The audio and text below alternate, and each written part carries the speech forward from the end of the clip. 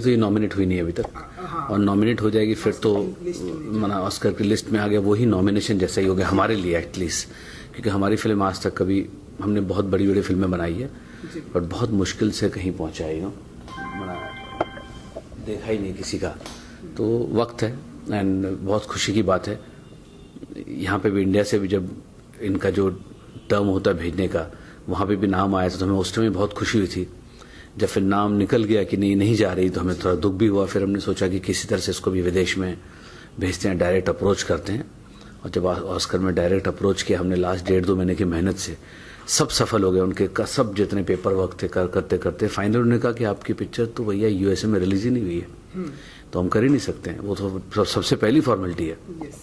तो हमने फिर यूएस में स्पेशली रिलीज की पिक्चर जो कल उतरी है अभी 1 हफ्ते के लिए, ताकि उनके सब मेंबर्स देख सकें। And that was a main criteria. And finally हमने हर क्राइटेरिया पूरा किया और उन्होंने हमको ऑफिशियल लेटर भेज दिया। ये लेटर में बेसिकली ये था कि आपकी रिक्वायरमेंट पूरी हुई और आपकी ऑस्कर के लिस्ट में आई है, आपका अल्फाबेटिकल ए से वाई मन एंड में आएगा, तो आप नंबर लास्ट में देखिए।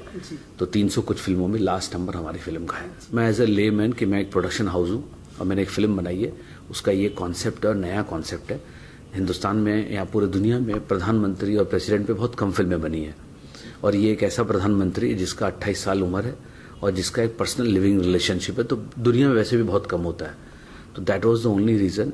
वो उनको फ्रेश स्क्रिप्ट लगा और उनको हमारी जो भी सिनॉप्सिस या बातें जो उनको सही लगी, तो उन्होंने पूरे पेपर वर्क करके देन दे फेल्ट कि हाँ this movie can go for Oscars. Oscar का मैंने कभी सोचा नहीं था, मैं ऐसे गलत बात नहीं बिल्कुल नहीं करूँगा, लेकिन ये बात तय था कि जिस तरीके की स्क्रिप्ट लिखी गई थी और जिस तरीके से जैकी ने इसको निभाया एज अ कैरेक्टर, अभिमन्यु जो है, वो मुझे लगा हिंदुस्तान में जितने अवार्ड फंक्शन है वो सब इसको ज़रूर पिक करेंगे, बिकॉज उसका जो कैरेक्टर था 28 साल का प्राइम मिनिस्टर, एक नई चीज़ है।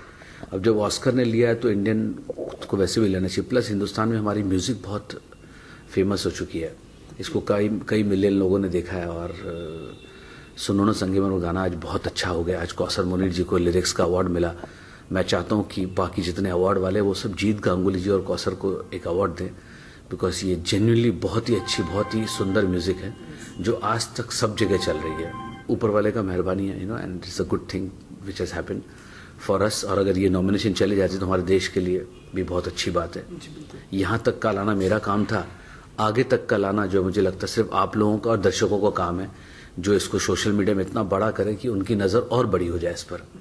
क्योंकि ये पिक्चर कमर्शियल बहुत बड़ी थी नहीं, क्रिटिकली बहुत बड़ी बनी थी, तो आप लोगों को थोड़ा और मदद होगा तो डेफिनेटली और बड़ी हो सकती है। ये जैकी का प्रोजेक्ट था नहीं, एक्चुअली इरफान खान और अरशद वारसी का एक प्रोजेक्ट था, जिसमें आखिर दिन में कोई प्रॉब्लम हो गई इंटरनल हमारे बीच में और जैकी आ गए।